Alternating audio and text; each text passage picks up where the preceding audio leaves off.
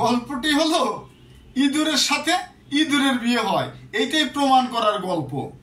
গল্পটার মজা কিন্তু ভাই শেষের দিকে।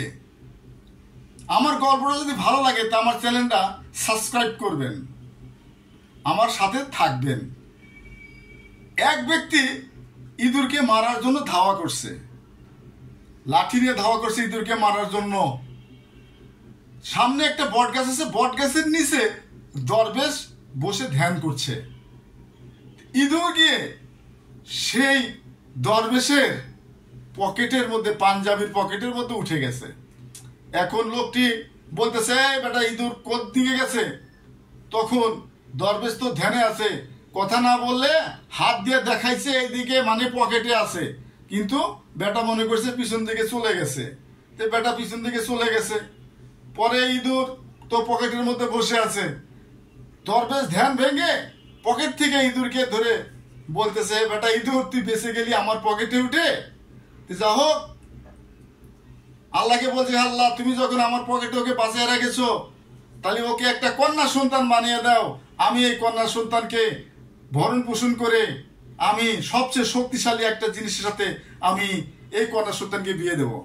তখন আল্লাহ পাক ওই ইঁদুরকে কন্যা সন্তান বানিয়ে দিছে। তারপরে যখন কন্যা সন্তান বড় হয়ে গেছে, বিয়ের উপযুক্ত হয়ে গেছে, তখন বিয়ে দেবে দরবেশ।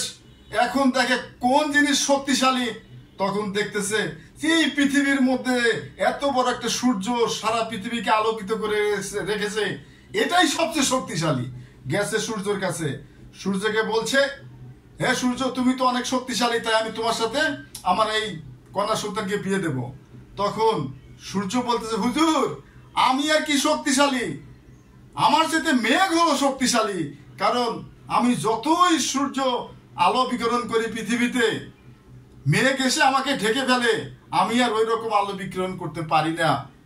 তখন গেছে মেঘের কাছে, মেঘ বলতেছে, হুজুর আমি আর কি শক্তিশালী, আমি যতই ঘনীভূত হয়ে দাঁড়াই না কেন, বাতাস এসে বাইরে নিয়ে আমাকে চলে যায়, আমি আর বাতাসের সাথে পারি না, বাতাসই আমার সাথে শক্তিশালী।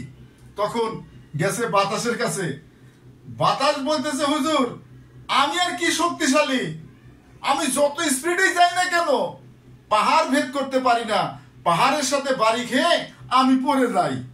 তখন গেছে পাহাড়ের কাছে, এখন পাহাড়কে বলতেছে, এ বেটা তুমি তো সবচেয়ে শক্তিশালী, তোমার সাথে আমার কন্যা বিয়ে দেব।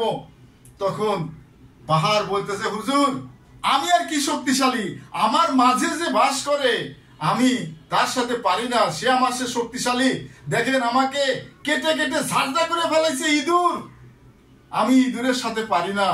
তখন দরবেশ মনে করতেছে যে হায় রে, আমি তো ইঁদুরকেই আল্লাহর কাছে কন্যা সন্তান বানানোর জন্য ইয়া করছিলাম, আল্লাহ তো কন্যা সন্তান ইঁদুরকেই বানিয়ে দিয়েছে, তাই সেই ইঁদুরের সাথেই আমার এখন এই কন্যা সন্তানকে বিয়ে দিতে হবে।